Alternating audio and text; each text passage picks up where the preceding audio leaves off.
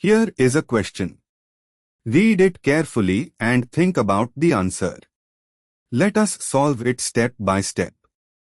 Let us first understand the key concept here. Terminal alkynes, alkynes with a CCH group, are acidic enough to react with ammoniacal silver nitrate, Tollens reagent for alkynes, to form a white precipitate of silver acetylide, silver alkinide, whereas internal alkynes, alkanes, and alkenes do not give this reaction. Moving on to the next step.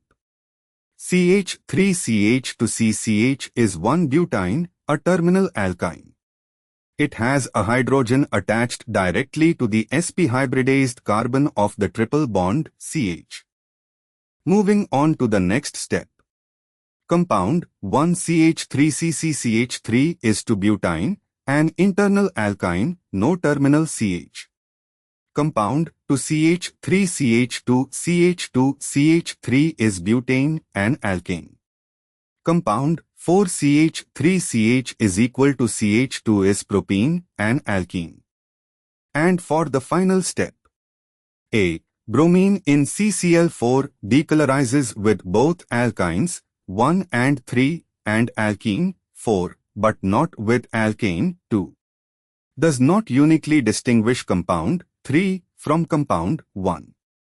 B. Bromine in acetic acid, similar to A, reacts with unsaturated compounds, does not uniquely distinguish terminal alkyne 3 from internal alkyne 1. C. Alk. KMnO4 reacts with both alkynes and alkenes, oxidize them, does not uniquely distinguish compound 3 from 1 or 4. D. Ammoniacal silver nitrate, AgNO3NH3. Only terminal alkynes react to form a white cream precipitate of silver acetylide, RCCAG.